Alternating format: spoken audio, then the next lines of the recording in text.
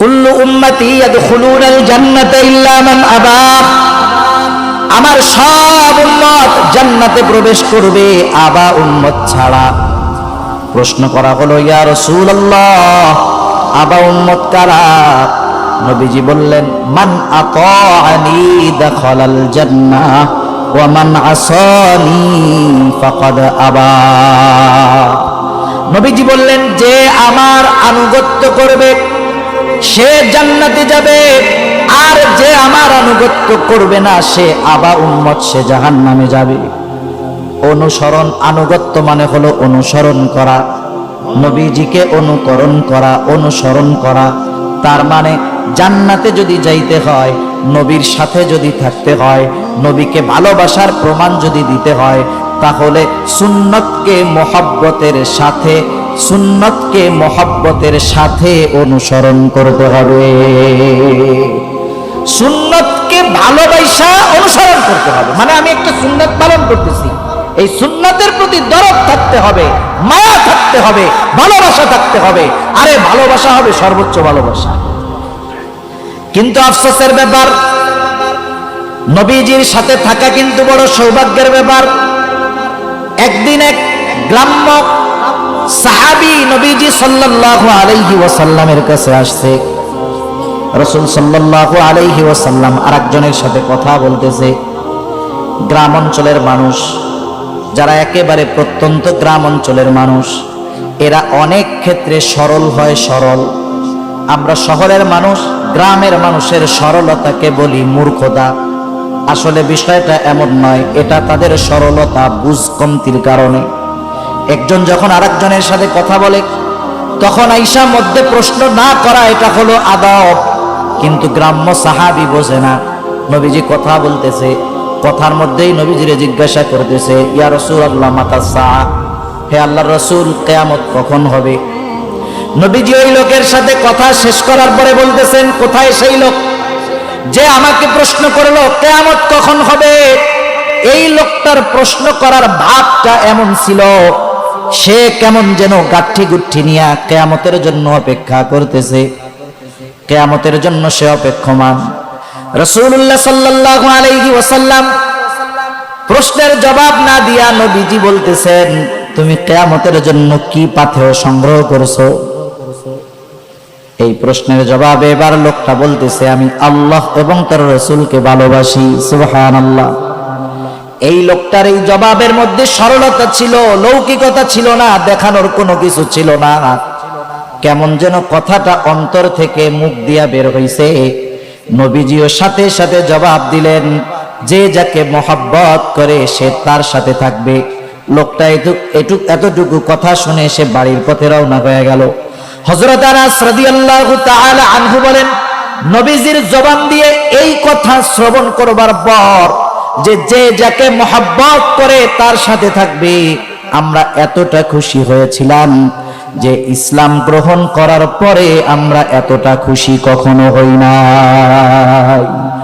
লাকাদ মান্নাল্লাহু আলাল মুমিনিনা ইয বা'সা ফীহিম রাসূলাম মিন আনফুসিহিম ইয়াতলু আলাইহিম আয়াতিহি ওয়া ইউযাক্কিহিম ওয়া ইউআল্লিমুহুমুল কিতাবা ওয়াল হিকমাহ وَإِن كَانُوا مِن قَبْلُ لَفِي ضَلَالٍ مُبِينٍ। আল্লাহ তাআলা বলেন, লাকাদ মান্নাল্লাহু আলাল মুমিনিনা ইয বা'আসা ফীহিম রাসূলাম মিন আনফুসিহিম। মুমিনদের জন্য আল্লাহ তাআলার এক বিশেষ অনুগ্রহ হলো এইটা যে আল্লাহ রাব্বুল আলামিন তাদের মধ্য থেকে তাদের জন্য একজন রাসূল প্রেরণ করেছেন। সে রাসূল কি করে? ইয়াতলু আলাইহিম আয়াতিহি ওয়া ইউযাক্কিহিম। সেই রাসূল তাদেরকে তাদের সামনে আয়াত সমূহ তিলাওয়াত করে, ওয়া ইউযাক্কিহিম, তাদেরকে পরিশুদ্ধ করে, তাদের আত্মশুদ্ধি করে, ওয়া ইউআল্লিমুহুমুল কিতাবা ওয়াল হিকমাহ, তাদেরকে কিতাব এবং হিকমতের শিক্ষা দেয়। ওই রাসূল এই চার জিনিস শিক্ষা দেওয়ার মাধ্যমে তাদের কি কল্যাণ হয়, তাদের কি উপকার হয়। আল্লাহ তাআলা বলেন, ওয়া ইন কানু মিন ক্বাবলু লাফি যালালিম মুবিন, ইতিপূর্বে তারা তো সুস্পষ্ট পথভ্রষ্টতার মধ্যে ছিল। এই রাসূল তাদের মধ্য থেকে এসে তাদেরকে এই শিক্ষাগুলো দিয়ে সিরাতে মুস্তাকিমের পথযাত্রী তাদের বানায় দেয়। রাসূলুল্লাহ সাল্লাল্লাহু আলাইহি ওয়াসাল্লাম মুমিনদের জন্য বিশেষ অনুগ্রহ, তবে আমার আপনার নবী গোটা সৃষ্টি জগতের জন্য রহমত। এ ঘোষণা আল্লাহ তাআলা দিয়ে দিয়েছেন। আমরা যখন নামাজ পড়ি, জামাতে যখন পড়ি, ইমামের কেরাত, মুসল্লির জন্য কেরাত। আবার যখন একাকী নামাজ পড়ি, জামাতে হোক আর একাকী হোক, বলেন তো প্রত্যেক নামাজের প্রত্যেক রাকাতে সূরা ফাতিহার দরকার আছে না নাই? আছে। সেটা জামাতে হোক তখন ইমাম পড়বে, একাকী যখন কেউ পড়বে সে নিজেই পড়বে। সূরা ফাতিহার শুরুতেই আমরা বলি আলহামদুলিল্লাহি রাব্বিল আলামিন, সকল প্রশংসা আল্লাহর জন্য। কে? আল্লাহ। নিজের পরিচয় আরেকটু ব্যাখ্যা কইরা আল্লাহ তাআলাই বলেন, আল্লাহ হলেন রব্বুল আলামিন, জগৎ সমূহের প্রতিপালক। আলম এক বচন, আলামিন বহু বচন। তার মানে এই পৃথিবী এটা একটা জগৎ, এটা আরো অগণিত জগৎ আছে। সব জগতের রব, প্রতিপালক যিনি, তিনি কে? আল্লাহ জগৎ সমূহের প্রতিপালক। যত সৃষ্টি আছে সব সৃষ্টির রব, প্রতিপালক আল্লাহ। আল্লাহ রব্বুল আলামিন, তিনি রব্বুল আলামিন।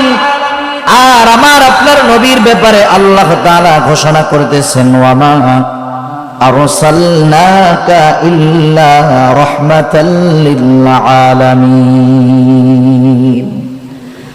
আমার আপনার নবীর ব্যাপারে আল্লাহ তাআলার ঘোষণা যে আমি আপনাকে জগৎ সমূহের জন্য রহমত হিসাবে প্রেরণ করেছি। সুবহানাল্লাহ। আল্লাহ হলেন জগৎ সমূহের রব, আমার আপনার নবী হলেন জগৎ সমূহের জন্য রহমত। আল্লাহ হলেন রব্বুল আলামিন, আমার আপনার নবী হলেন রহমাতুল লিল আলামিন। আস্তে সুবহানাল্লাহ বলেন, আরো আস্তে বলেন না সুবহানাল্লাহ। নাকি আপনারা বাস দেখতেছেন তাকায় তাকায়? নবী হলেন রহমাতুল লিল আলামিন। এর দ্বারা কি বুঝলেন? আমরা কি বুঝলাম? নবী রহমাতুল লিল আলামিন কি বুঝলাম? আল্লাহ তাআলা রব্বুল আলামিন, আমার আপনার নবী রহমাতুল লিল আলামিন। এর দ্বারা কি বোঝা গেল? মনে করেন আপনাদের এলাকার একজন মাননীয় এমপি মহোদয় আছে না নাই? বলেন তো প্রত্যেকটা এমপির ক্ষমতা পাওয়ার কতটুকু গোটা দেশে না তার আসনের মধ্যে? এই এলাকার এমপি আর এক এলাকায় গিয়া পাওয়ার দেখাইতে পারবে না। তার ক্ষমতার, তার সম্মানের একটা লিমিটেশন আছে। বাংলাদেশের প্রধানমন্ত্রী যিনি, তারও একটা লিমিটেশন আছে।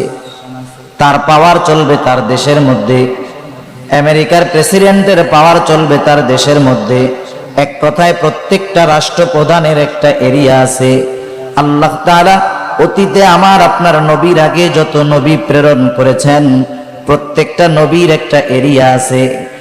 আল্লাহ রাব্বুল আলামিন অনেক সময় কোনো বিশেষ গোত্রের জন্য, বিশেষ এলাকার জন্য আল্লাহ তাআলা এক একজনকে নবী করে পাঠিয়েছেন আমার আপনার নবীজির আগে।